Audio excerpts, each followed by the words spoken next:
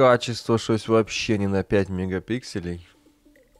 Привет всем, и вы на канале Китай QX, и у нас очередная посылочка из Китая, и это у нас приложение линейки Умный Дом. Сегодня у нас в обзоре будет камера от фирмы Kiruie, если правильно, или Кира, если так смотреть, да. Короче, вот такой белой коробке приходит. Камера, я заказал именно 5 мегапиксельную версию, есть еще 8 мегапиксельная версия, есть с добавлением флеш-карты, если у вас, допустим, нету, да. Значит, стоимость этой камеры у нас $14, можно взять по акции и дешевше. Также можно взять камеру без крепежа на стену. Ссылочки все в описании, не забываем подписаться, поставить лайк и поделиться этим видео, ну и также спонсорство или поддержать меня на Buy Me a Coffee. Как вы видите, комплектация: камера, кабель, зарядка, крепежи, наклеечки типа ножки такие резиновые и крепеж на стену. Также есть камера без этого крепежа, она стоит дешевле. Давайте вкратце по техническим характеристикам. По техническим характеристикам в данном случае у нас 5 мегапиксельная камера с углом обзора, потому что тут крутится голова у нее, 360 по горизонтали и 110 градусов примерно по вертикали. А сама линза имеет обзор примерно в 70 градусов, то есть обзор самого, так сказать, объектива не такой и большой. Но забегая наперед, как вы видели уже в самом начале, качество, ну, явно не 5 мегапиксельное. Если вы хотите лучшего качества, чем в данном случае у меня на ролике, а это вы дальше посмотрите, то заказывайте 8 мегапиксельную камеру, она будет с картинкой получше явно. Также камера поддерживает флешки до 128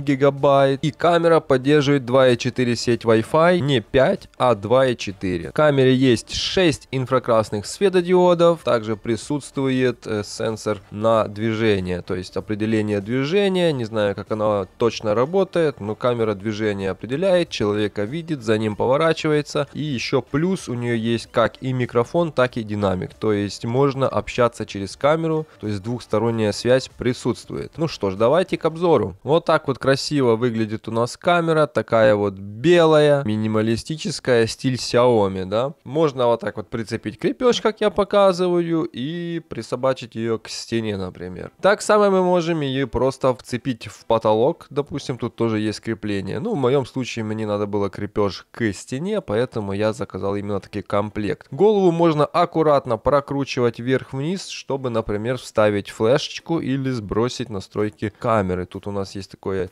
отверстие маленькое для сброса и переподключения. Собрана камера довольно неплохо. Есть небольшой люфт, конечно, в плане вот шестеренок вот этих, наверное, немного голова люфтит. Но я думаю, что на работу это не сильно повлияет. Сзади у нас есть серийный номер. В принципе, тут больше говорить не о чем. У меня претензий к ней нету. Единственный минус — это micro-USB. Как бы уже можно было сделать Type-C. Но, тем не менее, он есть в комплекте. Не сильно длинный. Вот, например, кабель хотелось бы длиннее. Он тут примерно 1,10 м. Но если вы камеру где-то крепите к потолку, ну вот представьте, вам надо искать и покупать отдельно кабель. Ну или прокидывать розетку, да, к самой камере аж. Ну, как бы вообще не варик. Ну что ж, давайте подключим, потому что по внешнему виду я не вижу смысла тут сильно задерживаться. Да, еще самое главное забыл сказать, а то опять будут спрашивать. Эта камера может управляться с любой точки мира через Wi-Fi. Если у вас дома есть Wi-Fi, у вас на телефоне есть интернет, вы можете зайти в приложение Tuya и в любой точке мира перейти на камеру и посмотреть, что у вас творится дома, поуправлять, что-нибудь сказать, ну или там на работе, на офисе, да, неважно где, и спокойненько себе управлять. То есть устройства, которые работают по Wi-Fi, да и не только, можно через Zigbee, если у вас есть, вы можете спокойно управлять с любой точки мира этими устройствами. Включили мы камеру, вот так вот моргает у нас синий светодиод, потом камера вот так вот крутится, калибруется, то есть она выставляет себе крайнюю левую точку, крайнюю правую точку, вверх и низ. То есть определяет полное положение во все стороны. И все, после этого начинает работать и сразу автоматом начинается запись. Но предустановлена стоит запись по движению. То есть когда камера видит движение, тогда и начинает записывать. И она у нас сразу появилась в приложении. То есть мы ее сразу подключаем, вводим данные сети и все, никаких проблем нету. Но если у вас камера вдруг не законнектилась сама или по какой-то причине не видит ее телефон, допустим, да, вам надо поднять ваш объектив и нажать кнопочку сброса, которая находится возле флешечки. И зажимаем на 5 секунд, она начинает моргать, переподключаем. В принципе, то самое делаем, если вам надо переподключить камеру, допустим, к другому Wi-Fi. Сбрасываем и переподключаем. Если при подключении все-таки камера автоматом не подключается, заходим в приложение, сверху нажимаем плюсик и нажимаем безопасность. Там есть камеры, выбираем камеру Wi-Fi и подключаем. С этой камерой у меня проблем не было, все быстро подключилось, все нашлось. Ну, в принципе, это такая довольно популярная камера и довольно неплохой фирмы, так скажем. После того, как камера откалибровалась, мы можем спокойненько перейти к ее настройкам. Заходим в саму камеру и мы можем ее сразу вот тут вот на главном экране покрутить влево, вправо, вверх, вниз. Все классно, четко работает с задержкой где-то в полсекунды. Ну, в принципе, неудивительно, почему есть задержка, потому что данные отправляются на ваш роутер с телефона, в данном случае с планшета, с телефона, на китайские серверы, потом прилетая назад на Wi-Fi и в вашу камеру. Поэтому небольшая задержка. Я скажу, для такого расстояния, сколько проходит интернет, то это прям очень быстро, скажем так. Сразу у нас тут есть кнопка воспроизведения, работает, если у вас есть флешка, ну, вставлена в камеру и на нее что-то записано. Второй пунктик — это у нас галерея, то есть мы можем там посмотреть снимки, которые мы сделали, цветовая тема, это у нас светлая, темная. Частный режим — это камера переходит в блокировку, я не знаю, как это объяснить, я так и не понял, для чего он вообще нужен. Иконочное видение, то есть его тут можно включить, выключить, поставить в авторежим, то есть по датчику освещенности он будет работать. Громкость устройства — это, естественно, громкость динамика и всего, чего там говорит девушка, там сказать тогда. Отслеживание движения. Эта камера будет фиксировать человека. Это, в принципе, не только человека. Любой объект, который передвигается в кадре, она будет за ним следить. Если это человек, она будет реагировать непосредственно на его лицо и стараться центр держать на лице. Обнаружение движения — это понятно, тоже она будет записывать и присылать уведомления по движению. Ну и изменить тут можно добавить кучу устройств, дополнительных кнопок, там, не знаю, когда вы заходите на камеру, свет отдельно включить или, не знаю, еще там что-нибудь включить. Короче, там можно добавить куча кнопок. Сама ж менюшка управления, сверху у нас есть кнопочка SD HD, то есть мы можем выбрать качество, включить-выключить звук, развернуть на весь экран,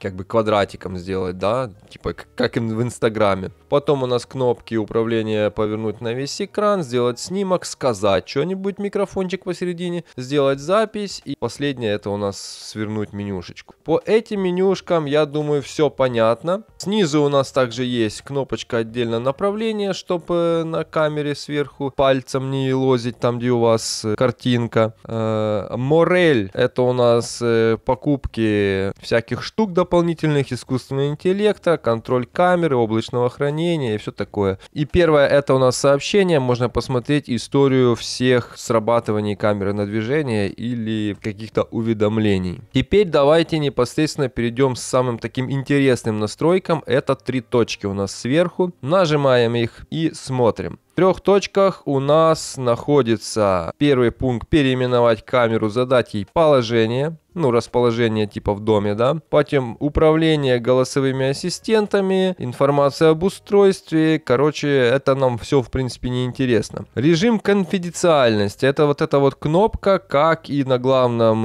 экране, который я говорил, который называется частный режим. она, как тут написано, прерывает аудио и видеосоединение для защиты. То есть можно просто заглушить камеру. Не знаю для чего, может для чего-то и надо. Основной набор функций. Тут у нас индикатор состояния, его можно включить-выключить. Тут у нас переворот изображения, если у вас камера вверх тормашками висит. И отображение водяного знака в виде время и даты. Также есть режим разговора, он у нас двухсторонний или односторонний. Это как вам уже душе угодно. Функция инфракрасного ночного видения — это та же самая кнопка, что и на главном экране, то есть включает авторежим, включена или выключена инфракрасная подсветка для ночного видения. Когда включается инфракрасная подсветка, запись получается в черно-белом варианте. Дальше у нас громкость, то есть то же самое, что и в той менюшке, можно выставить громкость камеры. Далее у нас настройки оповещения при обнаружении. Оповещать при обнаружении движения, отслеживать движение и графики, по которым она будет отслеживать или не отслеживать. Вы можете себе только ночью, допустим, включить или днем. Например, вы там в студии или там где-то в офисе находитесь днем и не хотите, чтобы камера елозила туда-назад, вы включаете по сценарию, она потом себе там в определенное время включается. Далее настройки хранилища. По настройкам хранилища у нас можно вставить флешку до 128 гигабайт. Тут пишет, сколько использовано, сколько осталось. Также можно форматнуть. Проверял флешку 10 класса и более современную, там U3. Все работают отлично, проблем никаких. Что сказать по записи? 5-мегапиксельная камера по записи записывает примерно 3 гига в день. Если вот она постоянно пишет, примерно 3 с копейками гига в день. Если включать на обнаружение движения, то в зависимости от движения. По настройке записи все. Обзор устройства — это у нас просто поставить звездочки. Оффлайн уведомления — это советую включать. Это вам будет приходить уведомление, если камера потеряет Wi-Fi, ну или вообще отключится, свет пропадет, через полчаса вам придет уведомление. Справочный центр. Добавить камеру на главный экран можно, в принципе, любое устройство можно вывести на главный экран смартфона, чтобы быстро к ней подключаться. Обновление устройств можно включить автоматическое, обновлений, как вы видите, нету. И тут есть у нас еще последний пункт, это компьютерный клиент IPC.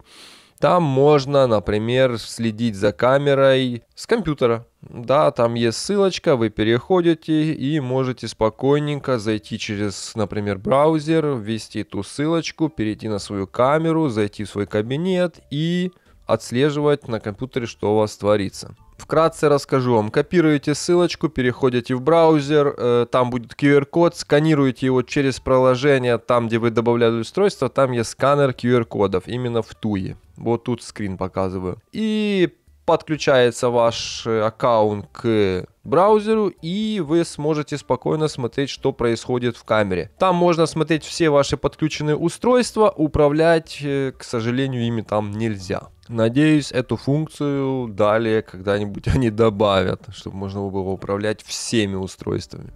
И можно удалить устройство. Теперь давайте вот немного вставлю вам записанного. Вот так вот это выглядит по качеству. Ну, честно, хотелось бы лучше все-таки. 5 мегапикселей, когда ты, так сказать, получаешь, да, ты ожидаешь картинку, ну, как-то получше, чем вот это вот то, что мы видим. Звук пишется тоже, ну, как вам сказать, он пишется, но такой глухой, и чтобы его разобрать, надо прям прислушиваться. Но, тем не менее, оно записывает, и посмотреть, что где происходит, или разобрать лицо, в принципе, реально. Тест микрофона. Тест.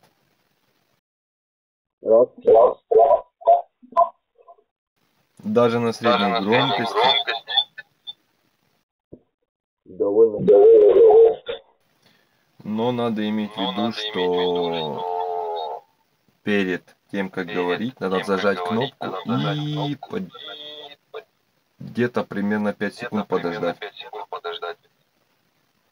Ну, теперь давайте перейдем к сценариям. По сценариям тут вообще отдельная история. Мне тут на днях писали, что не могут подключить сценарии. Да, есть такая штука, что в некоторых устройствах, вот, например, у меня были проблемы со звонком, я не мог создать на него нормально сценарий, той, который мне надо был. Сейчас мы поговорим немного про сценарий. Чтобы добавить сценарий, нам надо нажать сверху плюсик. Как вы видите, у меня тут сценариев богато є. Надо нажать плюсик и выбрать, например, что выбираем. При изменении статуса устройства, камера в данном случае студия у меня, мы видим Vision Flip, Memory Cards и, короче, еще дофигища всяких приколюх, по которым можем настраивать сценарий. Что самое неинтересное в настройках вот этих? Как мы видим, Vision Flip, on-off. То есть, если он что-то сделает, если off что-то сделать. Ну, как бы неинтересно. Нам, например, надо по движению. В данной камере по движению это вот китайское непонятное название. Там, где написано Motion, когда вы переходите. Вот это будет по движению. То есть, как вы видите, Motion. При обнаружении движения камера будет что-то делать. То есть, будет, не знаю, можно тут задать управление одним устройством, включать какой-нибудь из устройств свет, не знаю, там, вентилятор, еще что-нибудь. Ну, в основном свет включают. Ну, или сирену. Так само можно, вот в данном случае меня спрашивали, можно взять звонок и включить сирену, да.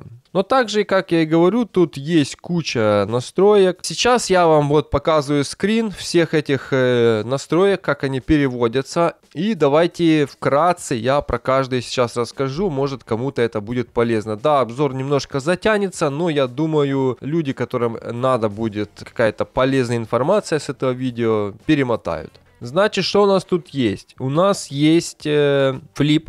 То есть перевернуть, не перевернуть изображение. То есть как бы я не понимаю, зачем эта функция в принципе тут надо в сценариях. Но есть такая. То есть если изображение перевернуто, то что-нибудь сделать. Если изображение не перевернуто, то тоже можно выполнить какую-нибудь команду. Есть состояние карты памяти. То есть если у вас осталось на карте памяти 2 ГБ пустого места, вы можете спокойно прислать, допустим, себе уведомление. Ну, то есть Туя может это сделать. Не знаю, зачем это надо, потому что карта перезаписывается постоянно, то есть кончилось место, она начинает заново писать. Ну, есть такая функция. В принципе, наверное, можете удобно. Особенно, если вы хотите хранить данные какое-то время, вы себе поставили флешку, допустим, на 128 гиг, настроили уведомление, оно прислало, вы пришли, флешечку поменяли и дальше себе пишете. Дальше, переключение записи. То есть, переключатель записи, это у нас режимы. Постоянной записи на движение. Оповещение о движении можно присылать, это понятно. Форматирование карты памяти, то есть вы можете по состоянию карты памяти сделать сценарий, например, состояние карты памяти 27 гиг из 28 забито, команда форматировать. Все, она форматнулась и пошла заново. Не знаю зачем, если честно, но тем не менее функция такая есть. Водяной знак включить-выключить, то есть это тоже можно настраивать по событиям, например, ночью будет с водяным знаком, днем не будет. Не знаю тоже зачем, но оно тут есть. Приватный режим, то есть вырубить все в камере, то есть звук, видео. Ну, может в каких-то случаях и надо. Ну, в принципе, этот режим нужен, знаете, для чего? Вот озвучиваю видео и я понял. Приватный режим нужен для того, чтобы у вас, например, тату-студия или, не знаю, массажный салон какой-нибудь, да, и у вас приходят клиенты, которые, ну, так сказать, раздеваются.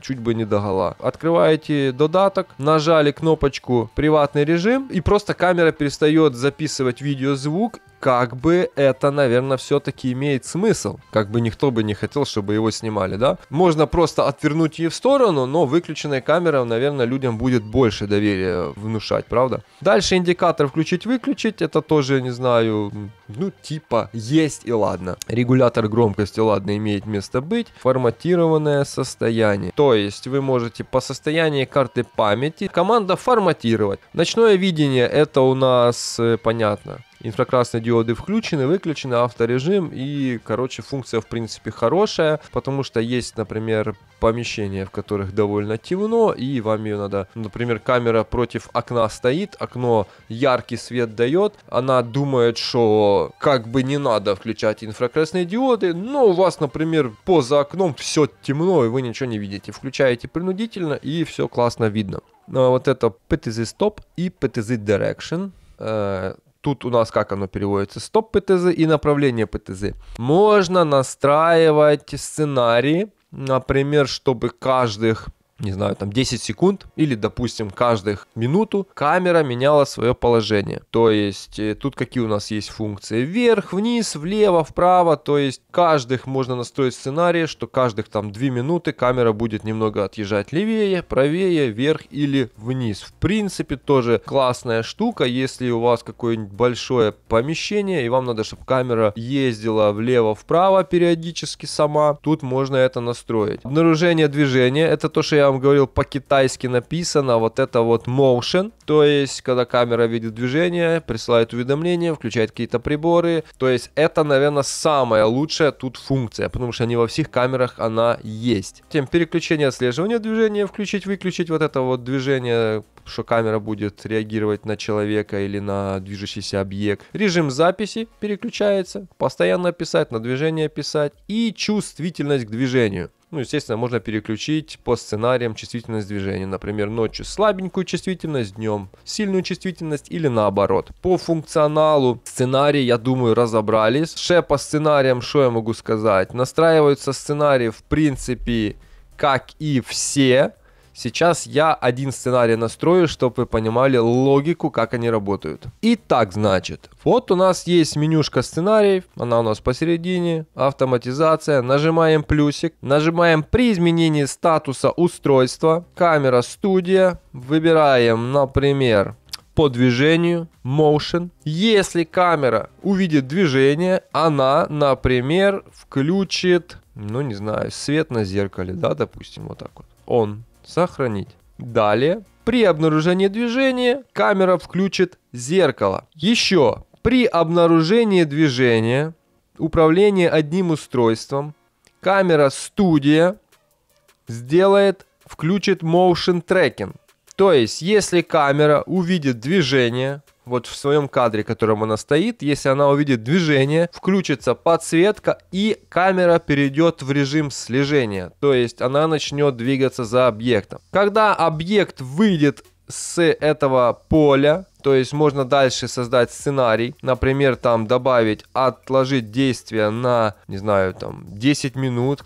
Это я вам к примеру рассказываю. И дальше задать сценарий, что motion tracking, камера студия, motion tracking будет выключен, то есть через 10 минут. Если эта композиция повторится, оно опять вот это все действие пройдет. То есть можно настраивать в принципе любые сценарии. Также можно сюда добавить сценарий, допустим, вот камера у нас на motion трекере ездила влево-вправо, можно потом задать PTZ Direct и пусть она там влево-вправо немного проедет. То есть это тоже все можно выставить. Ну или можно вообще включить-выключить эту функцию. Создали, тут можно условия, когда это будет выполняться, полный день, неполный день. Также можно вот тут вот добавить еще сверху при выполнении любого условия, можно при выполнении некоторых условий, то есть еще что-нибудь сюда добавить. И дополнительные настройки, тут мы выбираем, где это происходит, и нажимаем сохранить, задавая название. Задаем название, и функция просто отлично работает, проверена, претензий к этому нету. Именно в этой камере вот эти все функции, которые я вам показываю, работают просто отлично. Что еще по поводу приложения? Как вы видите, Туя немножечко поменялась. Если хотите, сниму еще один новый ролик по Туе. Если вам интересно, пишем комментарии, там, не знаю, плюсик. Подписываемся на канал и делимся этим видео, чтобы я знал, что этот контент вам интересен. Итак, сегодня видео очень длинное. Сегодня, я думаю, уже будем закругляться. Я думаю, все рассказал, все показал. Камера работает отлично, сценарии работают отлично. Если вам интересно вообще, как происходит настройка сценариев, допустим, вот как вы видели, у меня много сценариев настроенных и как они работают, то я могу отдельно записать видео по сценариям, например, на примере своего умного дома, как у меня что автоматизировано и как работает. Например, у меня по датчикам температуры включается подогрев окна, работает подогрев комнаты конвектора 1, 2. Также у меня есть датчик утечки воды, кстати, выручал уже один раз. Датчик газа тоже по сценариям у меня работают. также в датчиках газа есть температура. Короче, если интересно, плюсики, я буду видеть, что есть в этом смысл и буду снимать. Ну а вы были на канале Китай QX, подписываемся на канал, ставим палец вверх, не забываем за колокольчик и также делимся этим видео. Ну и за спонсорство или просто поддержать меня чашечкой кофе. Буду очень благодарен. До новых встреч!